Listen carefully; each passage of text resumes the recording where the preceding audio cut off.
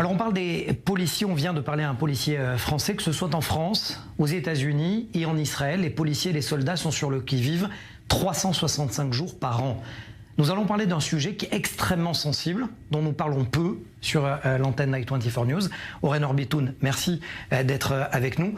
Vous êtes fondateur de l'association Trauma for Good. Vous avez également reçu la médaille d'honneur de la part du président Herzog pour le prix de bénévolat en faveur des policiers et des soldats et des forces de sécurité qui souffrent de syndrome post-traumatique.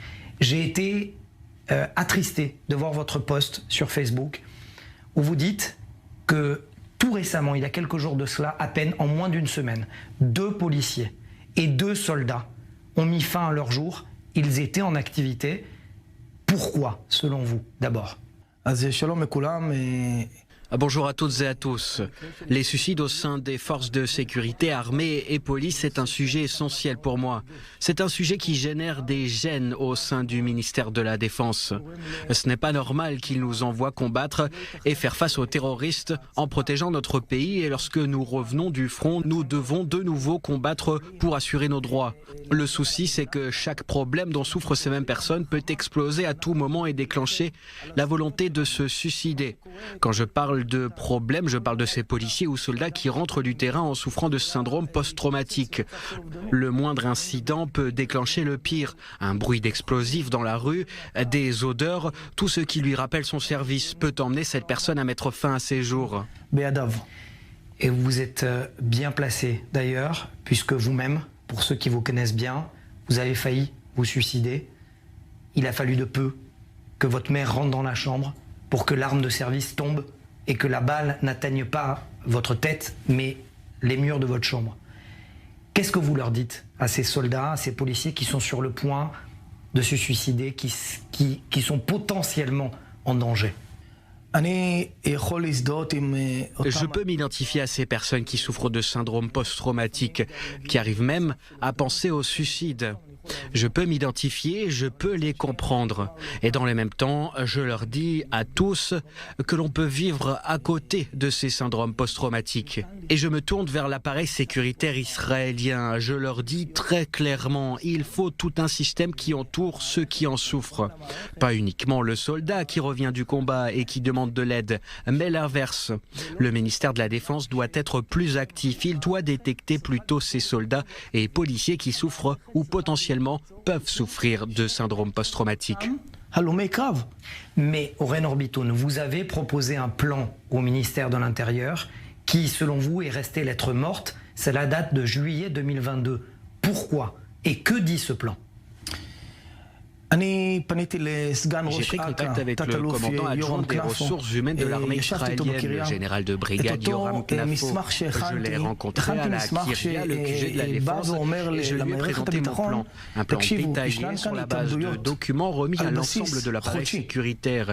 Je leur ai montré qu'il y avait des suicides chaque mois, depuis qu'Itrik Sadiab s'est immolé par le feu en 2021. Et Dieu, merci, il vit aujourd'hui. Entre 25 et 30 personnes souffrent de syndrome post-traumatique. Des blessés de guerre ou de simples combattants se sont suicidés.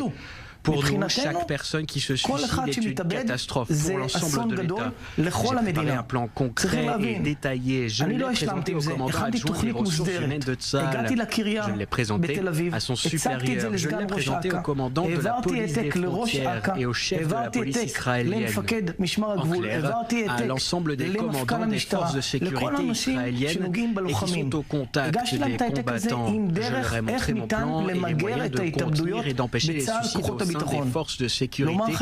Pour être sincère, je n'ai à ce jour reçu aucune réponse. Entre-temps, plusieurs dizaines de personnes souffrant de syndrome post-traumatique se sont suicidées. En août dernier, 2 policiers et 2 soldats se sont suicidés, ce qui a fait ressurgir le problème. C'est pour cela que j'ai été invité à participer à la commission du général Turgeman.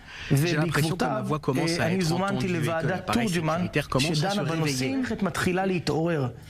Ça sera ma dernière question, Oren Orbitoun. Je rappelle que vous êtes fondateur de Trauma for Good et vous avez reçu la médaille d'honneur en faveur pour votre action de bénévolat des mains du président en faveur justement de ceux qui souffrent de syndrome post-traumatique.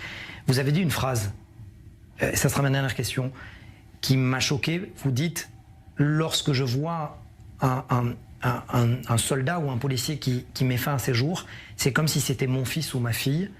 C'est la raison pour laquelle vous vous battez aujourd'hui ? Cela peut toucher mon enfant, ma fille, votre oncle ou un membre de votre famille.